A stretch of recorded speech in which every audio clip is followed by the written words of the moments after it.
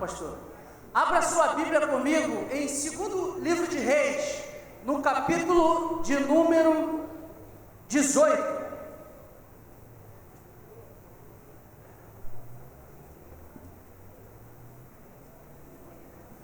Segundo livro de Reis, capítulo 18. Vamos ler do verso 1 ao verso de número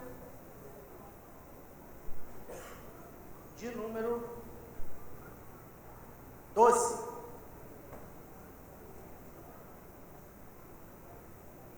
Todos acharam? Primeiro eu quero agradecer a Deus pela oportunidade, agradecer ao nosso pastor por essa rica oportunidade, agradecer a vocês e dizer que não há outro lugar para estar senão a casa do Senhor. Vamos ao texto?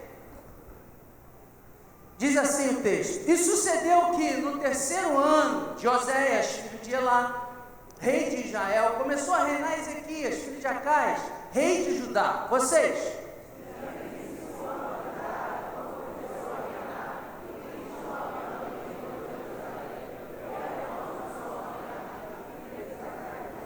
E fez o que era reto aos olhos do Senhor, conforme tudo o que fizera Davi, seu pai.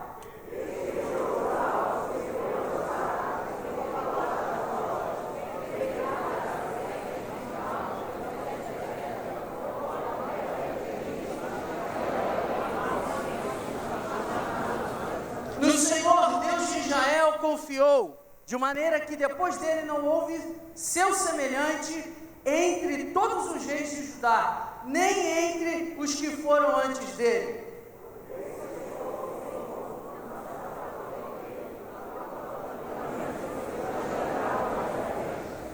Assim foi o Senhor com ele, para onde quer que saía, se conduzia com prudência, e se revoltou contra o rei da Assíria, e não serviu.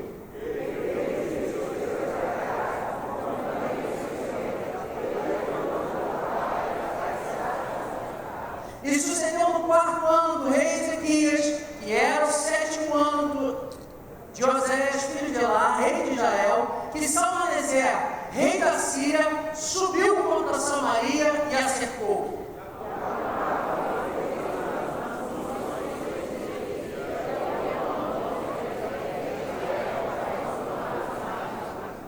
E o rei da Síria transportou Israel para a Síria, e os fez levar para lá e para Bó, junto ao rio Gozã, e às cidades dos medos.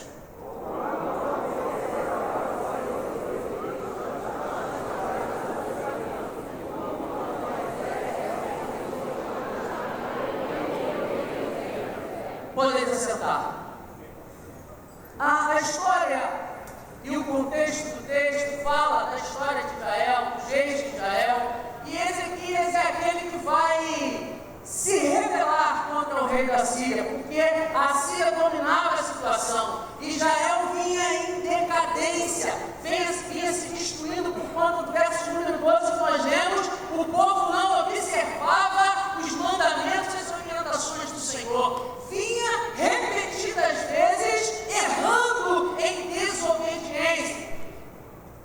Até então chega o reinado de Ezequias. E eu queria falar com vocês hoje sobre os conselhos de Deus para tempos difíceis. Repita comigo: conselhos de Deus em tempos difíceis. Mais uma vez, conselhos de Deus em tempos difíceis. E eu vou fazer uma leitura rápida no capítulo 18, que segue aí a partir do verso 13, citando alguns versos para a gente ganhar tempo, porque eu aprendi no seminário, pastor Persino, pastor Danilo, meu mestre, que não adianta passar dever de casa, muito menos de apartamento. Tem que ser feito na hora, na sala de aula, não é isso, mestre? Então nós vamos fazer uma leitura rápida, e eu quero citar com vocês alguns textos para que você possa entender o contexto. Lembrando que o mesmo episódio que vai está narrado em 2 Reis 18, está também em 2 Crônicas, a partir do capítulo 29. E especificamente no livro de Isaías, a partir do capítulo 36, alguns teólogos, alguns estudiosos vão dizer que é o livro de Ezequias.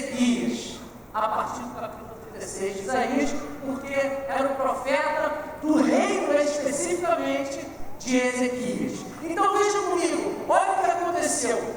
Israel estava em decadência, e aí Ezequias resolve tomar uma posição, como nós lemos, até o verso 12, é o resumo do que Ezequias fez. E ele resolve então tomar um partido, tomar uma atitude diferente do que vinha acontecendo na cidade. Então, o rei Ezequias então pega os tesouros do reino e envia o rei da Síria. Veja comigo o verso de número, a partir do verso 13.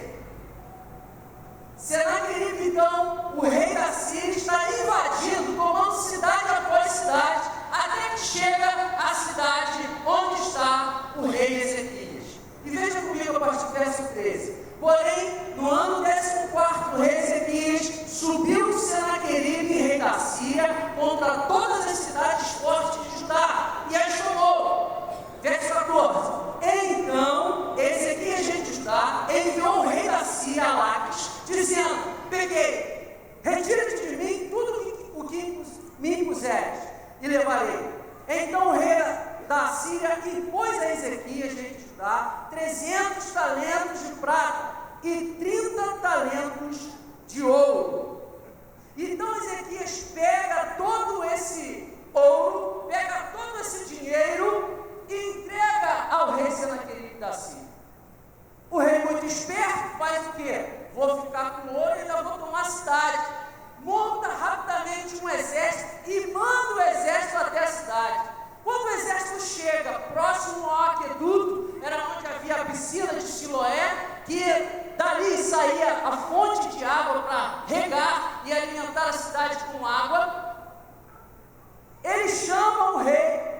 E então o rei envia Eliaquim, Sebná e Joá, os 3 servos dele. E ele chega até o rei, o enviado do rei, e ele então começa a fazer a intimidação. Veja comigo os versos de número 18, 19 e 20. Veja o que é o nome do oficial de Senaqueribe, Rabsaqué. Olha o que ele fala para os servos de Ezequias, mandando avisar ao rei.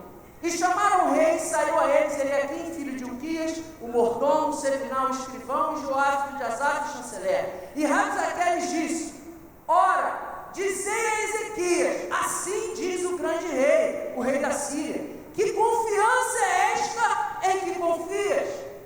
Dizes tu, porém, palavra de lábios, aconselho poder para a guerra? Você está pensando que vai vencer a guerra com palavras? Em que, pois, agora confias e que contra mim te revoltas? Ele então faz a intimidação. Ele segue nessa intimidação, o texto continua até que ele chega no verso 26, onde Eliaquim solicita a ele que falasse mais baixo e que usasse não o hebraico, porque toda a população foi para os muros da cidade e estavam assim na ponta do pé, olhando para ver o que o rei estava falando para o vosso rei, para o rei Ezequias. Então ele pede: olha, fala em siríaco, diz o texto, para que o povo não entenda. Aí olha a resposta de Rabsaqué. Olha só, versos do 27 até o 31. Porém Rabsaqué lhes disse: porventura mandou-me o Senhor só a teu Senhor e a ti para falar estas palavras? E não antes aos homens que estão sentados em cima do muro, para que juntamente convosco comam o seu esterco e bebam a sua urina? Rabsaqué, pois, se pôs em pé e clamou em alta voz em judaico e falou e disse: ouvi a palavra do grande rei, do rei da Síria. Assim diz o Senhor: não vos engane, preste atenção, não vos engane Ezequias, porque não vos poderá livrar da sua mão, nem tampouco vos faça Ezequias confiar no Senhor, dizendo: certamente nos livrará o Senhor, e esta cidade não será entregue na mão do rei da Síria. Não deis ouvidos a Ezequias, porque assim diz o Senhor, diz o rei da Síria: contratai comigo por presentes e saí a mim, e coma cada um da sua vide, da sua figueira, e beba cada um a água da sua cisterna. Olha a intimidação do enviado do rei da Síria, Senaqueribe. Chega a dizer que o povo iria comer esterco, as suas próprias fezes, e beber das suas próprias urinas. Olha a audácia do inimigo para com o rei Ezequias, mas na verdade ele não estava afrontando só a Ezequias, ele estava afrontando o Senhor dos senhores. Ele estava afrontando e dizendo contra o próprio Senhor. Então, ele faz todo esse discurso. Quando chega no capítulo 19, no verso de número 1, você pode acompanhar comigo, olha todo esse contexto, toda essa intimidação chegando aos ouvidos de Ezequias. E olha o que Ezequias vai fazer. Capítulo 19, verso de número 1. E aconteceu que Ezequias, tendo ouvido, rasgou suas vestes e se cobriu de pano de saco e entrou na casa. Percebam, primeira atitude de Ezequias. O que eu quero dizer para você, meu irmão, qual é a intimidação que você tem sofrido? A igreja hoje, o povo de Deus hoje, sofre intimidações constantes. Levam à prova, a fio da espada, a sua e a minha fé como cristãos, tentando descer a nossa goela abaixo, leis que nos põem em verdadeiras gaiolas, que nos põem como se fosse numa caixa de fósforo. Qual é a intimidação que você tem sofrido?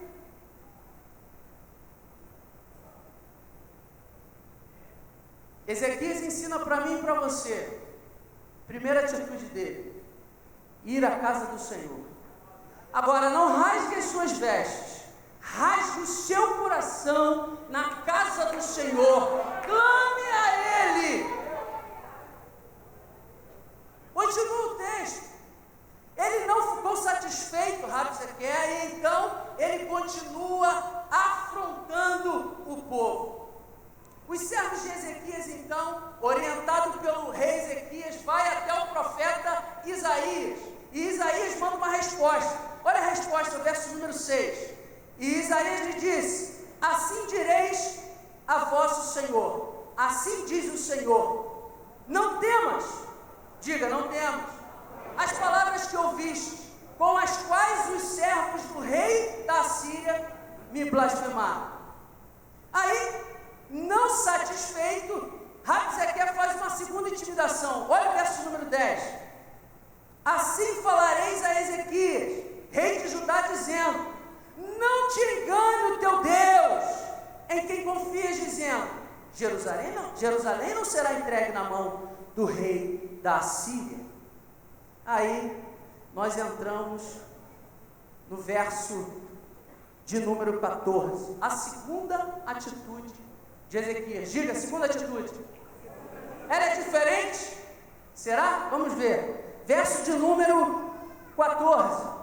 Recebendo, pois, Ezequias as cartas das mãos dos mensageiros e lendo-as, subiu à casa do Senhor. E Ezequias as estendeu perante o Senhor e orou. Vamos ver a oração de Ezequias a partir do 15. E orou Ezequias perante o Senhor e disse: ó Senhor Deus de Israel, que habitas entre os querubins, tu mesmo, só tu és Deus de todos os reinos da terra. Tu fizeste os céus e a terra. Vocês, o 16.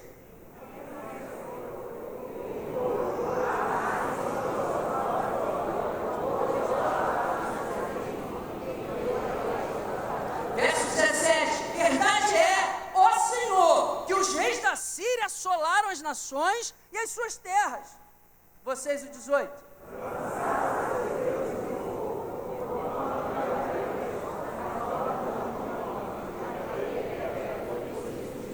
Agora, pois, ó Senhor, nosso Deus, ser servido de nos livrar da sua mão, e assim saberão todos os reinos da terra que só tu és o Senhor. E aí vem a resposta, olha o verso de número 20.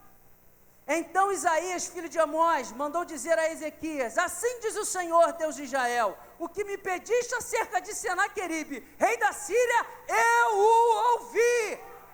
O que você está clamando a Deus, meu irmão? Deus manda te dizer nessa noite que Ele tem ouvido o que você tem clamado.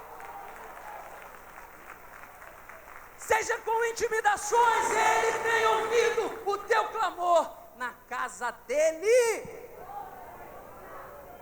O seu clamor não tem sido em vão, o seu clamor não está preso nesse teto, o seu clamor tem subido como aroma, e tem perfumado, e tem chegado com aroma suave, como amor, na presença de Deus. Aleluia! Aleluia! A partir do verso número 32, as garantias de Deus, através do profeta Isaías. Portanto, assim diz o Senhor acerca do rei da Síria: não entrará nesta cidade, nem lançará nela flecha alguma, nem tampouco virá perante ela com escudo, nem levantará contra ela tranqueira alguma. Pelo caminho por onde vier, por ele voltará, porém nesta cidade não entrará, diz o Senhor, porque eu ampararei esta cidade para livrar, por amor de mim, por amor do meu servo Davi. Meu irmão, teu inimigo vai fugir pelo mesmo caminho que ele tem te afrontado, o teu inimigo vai fugir pelo caminho que ele tem te intimidado, o teu inimigo vai fugir por onde ele tem vindo.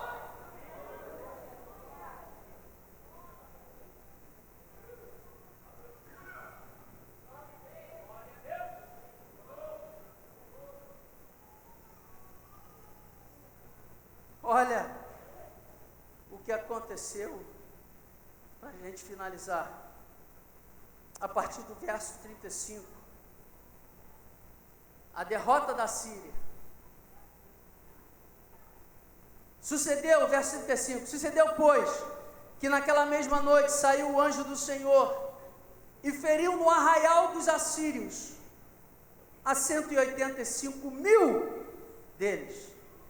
E levantando-se pela manhã cedo, eis que todos eram corpos mortos.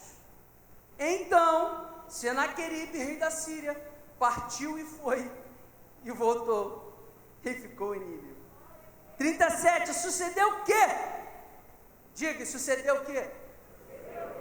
Estando ele prostrado na casa de Nisroque, seu Deus, Adrameleque e Sarezer, seus filhos, o feriram a espada, porém eles escaparam para a terra de Ararat, e Esaradom, seu filho, reinou em seu lugar. Vamos ao sermão da noite. Conselhos de Deus em tempos difíceis. Primeiro conselho: guarde os mandamentos do Senhor. Repita comigo: guarde os mandamentos do Senhor. Capítulo 18, verso de número 6. O resumo da vida de Ezequias. Olha lá. Porque se chegou o Senhor, não se apartou de após ele e guardou os mandamentos que o Senhor tinha dado a Moisés.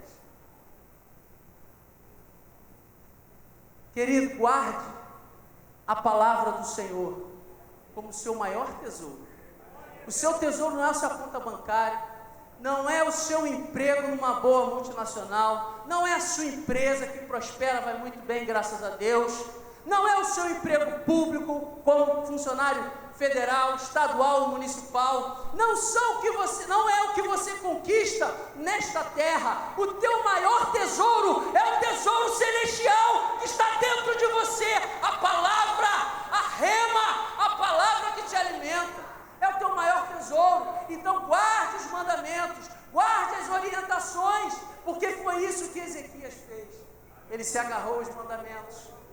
Em 2 Crônicas, se eu não estiver enganado, no capítulo 30, se eu não estou equivocado, Ezequias vai celebrar a Páscoa, coisa que o povo não fazia há muito tempo. E quando o povo atravessa o deserto, e depois que atravessa o Mar Vermelho, até chegar depois do Jordão, a um lugar chamado Gilgal, diga comigo, Gilgal, exatamente ali, eles vão celebrar a Páscoa, porque por muito tempo, enquanto estavam no deserto, esqueceram de celebrar a Páscoa, e Ezequias vai celebrar a Páscoa. Celebre a Páscoa. Quem é a nossa Páscoa? Você já aprendeu isso na escola bíblica dominical. Quem é a nossa Páscoa? Quem é a nossa Páscoa? Quem é a nossa Páscoa? Quem é a nossa Páscoa? Celebre Jesus! Celebre Jesus! Celebre Jesus! E guarde os mandamentos. Segundo conselho. Ainda. Provérbios capítulo 3, verso 1 e 2. Guardar os mandamentos do Senhor. Pode jogar aí na tela para a gente? Provérbios 3, 1 e 2. Filho meu,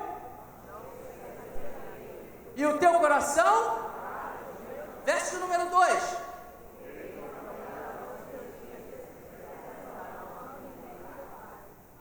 Segundo conselho, repita comigo: confiança integral e absoluta no Senhor.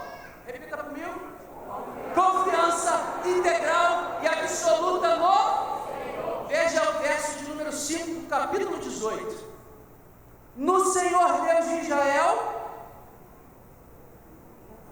Rápido, né, Dani? Estou aprendendo.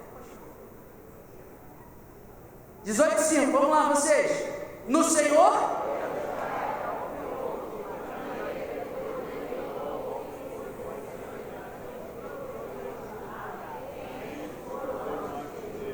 Você confia ou você acredita no que está sendo pregado?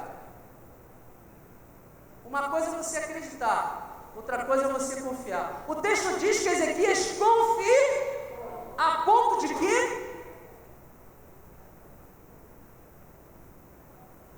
depois dele não houve seu semelhante entre todos os reis de Judá, nem entre os que foram antes dele,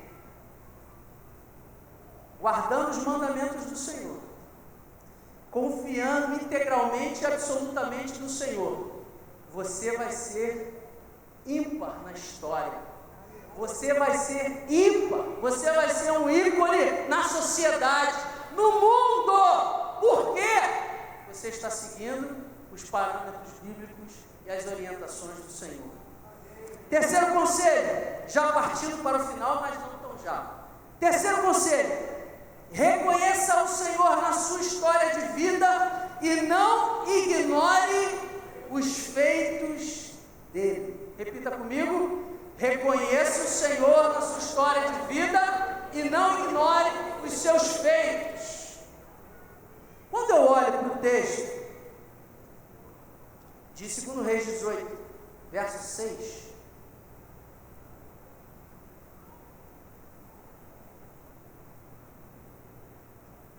porque se chegou ao Senhor, não se apartou de após ele, e guardou os mandamentos que o Senhor tinha dado a Moisés.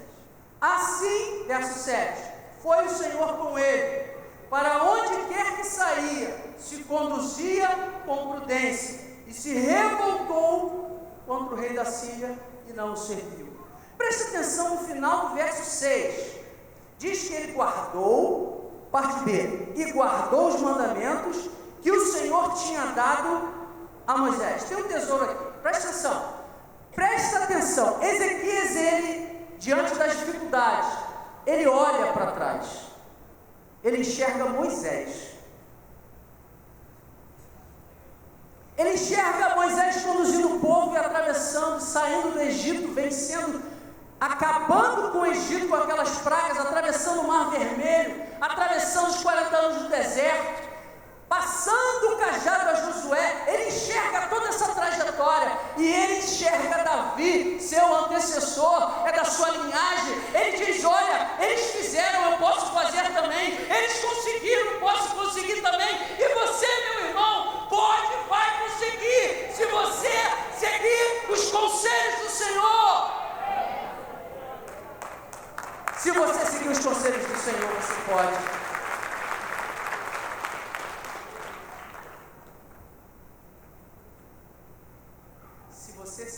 conselhos do Senhor você pode. Assim como Ezequias foi reconhecido, você também pode ser reconhecido na sua família, no meio do seu trabalho, na sua empresa, no Rio de Janeiro, no Brasil e quiçá no mundo. Porque na história do povo de Israel, nós vemos isto e nos fala hoje. Por que não pode acontecer com você e comigo? Basta tão somente você seguir os conselhos do Senhor. Partindo para o final, a guisa de conclusão, eu quero citar uma ilustração chamada O Equilibrista. Repita comigo. O Equilibrista. Era um especialista, um equilibrista, e ele sobe até o topo de um edifício e lança um cabo de aço entre um edifício e outro. E aí a multidão já sabia que ele provavelmente ia fazer algum feito dele, e vai e se aglomera no final, lá embaixo, na parte de baixo. E então eles dizem: vocês acreditam que eu posso atravessar esse edifício para aquele edifício? E todos dizem: sim, nós acreditamos. E ele vai e atravessa, e a galera grita, aquele alvoroço, e ele diz: vocês acreditam que eu volto para o primeiro edifício empurrando um carrinho de mão? E todos dizem: nós acreditamos, sim. E ele assim fez, pegou o carrinho de mão e atravessou o cabo de aço, foi sobre o cabo de aço até o outro edifício. Chegando lá, foi aquele alvoroço, aquela gritaria, todos gritando e dizendo: ele conseguiu, ele conseguiu. E ele chegou do outro lado e disse: vocês acreditam que eu volto até o edifício mais uma vez, porém carregando uma pessoa no carrinho? E todos disseram: sim, nós acreditamos. E ele disse: qual será o primeiro voluntário? O silêncio pairou na multidão. De repente surge uma voz: eu. Todos olharam para si, não enxergavam. De repente saiu aquele pirralhinho, correndo. Foi até ele, sentou no carrinho de mão. E ele pegou o carrinho de mão e atravessou até o outro edifício. Pergunta que fica no ar: quem era aquele menino? Pergunta para mim: quem era aquele menino, pastor?